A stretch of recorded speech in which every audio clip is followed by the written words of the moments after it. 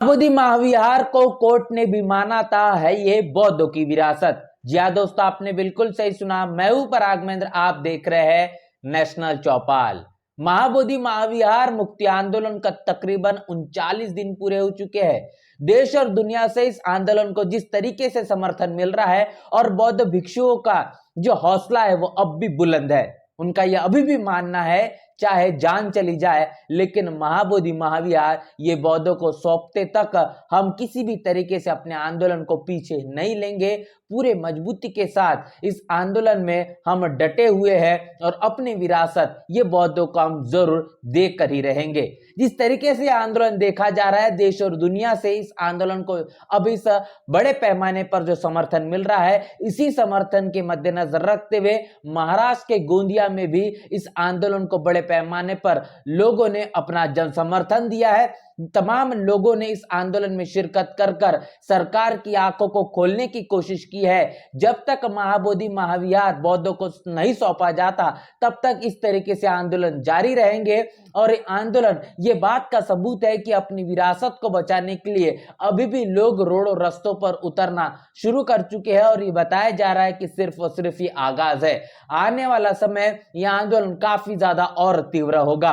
इसके साथ साथ बता दें कि आज 39वें दिन महाबोधि महाविहार मुक्ति आंदोलन में तमाम बौद्ध भिक्षुओं के जरिए आमर अनशन पर जो तुले हुए हैं, लगातार बने हुए हैं, इन तमाम बौद्ध भिक्षुओं के जरिए आंदोलन स्थल से लेकर तो महाबोधि महाविहार तक एक पैदल यात्रा निकाली गई, जिस पैदल यात्रा में बड़े पैमाने पर बौद्ध भिक्षु देखने को मिले। और लंबे समय तक उनके इस यात्रा के दौरान जितने बौद्ध भिक्षु जिन्होंने शिरकत किया है, जिनकी लाइनें इस मुताबिक देखने को मिली कि लंबे समय बीत जाने के बाद में तमाम बौद्ध भिक्षुओं की जो कतार है वो थम रही थी। इसका मतलब यह है कि समय बीतते बीतते आंदोलन कमजोर नहीं, यह आंदोलन अपने पीक पर पहुंच चुका है। और यह आंदोलन आने वाले समय में व्यापक रूप के साथ राष्ट्रव्यापी के साथ साथ अंतर्राष्ट्रीय स्तर पे भी पहुंचने वाला है, जिसके तमाम तस्वीरें सोशल मीडिया पर इस वक्त वायरल है। और इसी मामले को लेकर आपको बता दें कि आने वाले समय में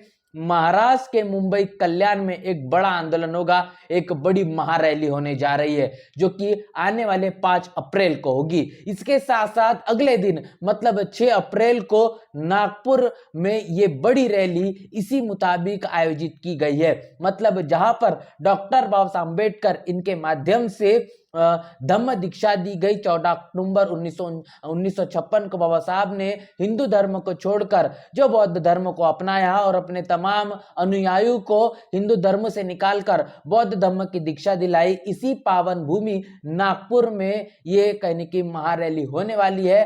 नागपुर के बेजन बाग में इस महारैली का आयोजन किया गया है। इस सभा में आखिर कौन कौन लोग मौजूद होंगे, आखिर इस सभा का उद्देश्य क्या होगा, क्या कुछ कहा गया है, इसके साथ साथ ये भी बात निकल कर आ रही है कि आखिर कोर्ट ने ये बात को कैसे माना कि महाबोधि महाविहार ये बौद्धों की विरासत है। तमाम चीजें आपके साथ साझा करेंगे। तो सबसे पहले आपको कार्यक्रम के बारे में बता दूं, उस कार्यक्रम में आखिर कौन कौन जो हस्तियां है वो शिरकत करने वाली है। तो पूज्य भंते ज्ञान ज्योति महाथेरो, तो भंते ज्ञान ज्योति महाथेरो ये आने वाले 6 अप्रैल को नागपुर के बेजनबाग में आपको कार्यक्रम के दौरान मौजूदगी इनकी मिलेगी। इसके साथ साथ भीमराव अंबेडकर ये आपको कार्यक्रम में मिलेंगे। चंद्रशेखर आजाद जो आजाद समाज पार्टी के राष्ट्रीय अध्यक्ष है, ये आपको आंदोलन में दिखाई पड़ेंगे। इसके साथ साथ सतीश दास जो कि आरजेडी के विधायक है, जिन्होंने बिहार के विधानसभा में भी महाबोधि महाविहार मुक्ति आंदोलन को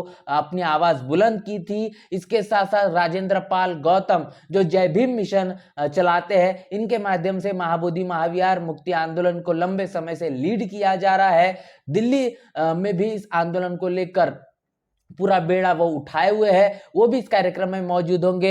एडवोकेट महमूद प्राचा हमेशा से ही अपने बयानों को लेकर सुर्खियों में रहने वाले सुप्रीम कोर्ट के एडवोकेट महमूद प्राचा भी शिरकत करेंगे। इसके साथ साथ भंते विनयाचार्य जिनके माध्यम से पहले दिन से ही महाबोधि महाविहार मुक्ति आंदोलन को लेकर बड़े पैमाने पर मजबूती प्रदान की जा रही है, इस आंदोलन को शुरुआत से ही लीड करे हुए है। और खास तौर पर डॉक्टर विलास खरात, ये तमाम वो शख्सियत जिनके माध्यम से नागपुर के बेजन बाग में आने वाले 6 अप्रैल को बड़े पैमाने पर लोगों का जमावड़ा आपको दिखाई देगा। और इसके साथ साथ तमाम और भी जो महानुभाव इस कार्यक्रम में शिरकत करते हुए आपको दिखाई पड़ेंगे। तो ये तमाम वो आंदोलन को लेकर जिनके माध्यम से अब समाज के बीच बौद्धों की विरासत को किस तरीके से बचाया जाए और भविष्य में क्या कुछ महाबोधि महाविहार को बचाने के लिए संकल्प लिया जाएगा, वो तमाम चीजें इस कार्यक्रम के दौरान निर्धारित होने वाली है। और इसके साथ साथ आपको बता दें कि जो दावा किया जा रहा है कि ये बौद्धों की विरासत महाबोधि महाविहार ये बौद्धों को सौंपना चाहिए, लेकिन दूसरी तरफ एक ऐसा भी दावा तमाम मनुवादी, जातिवादी और ब्राह्मणवादी लोगों के जरिए कहा जा रहा है कि तमाम बौद्धों की जो मूर्तियां महाबोधि महाविहार में बनाई गई है वह और कोई नहीं तो वो 5 पांडव है। अनेकों प्रकार के दावे किए जा रहे हैं, बुद्ध को विष्णु का अवतार बताया जा रहा है, लेकिन इस मामले को लेकर 19 जुलाई 1895 में गया के कोर्ट के जरिए एक बयान साझा किया गया था। वहां के जज ने जो प्रतिक्रिया दी है, जो कि मामला चला था इसी मसले को लेकर कि बुद्ध और कोई नहीं विष्णु के अवतार है, इस मसले को लेकर जब कोर्ट जाया जाता है तो गया की कोर्ट ने जो बात कही वो बात मैं आपके साथ साझा करता हूं।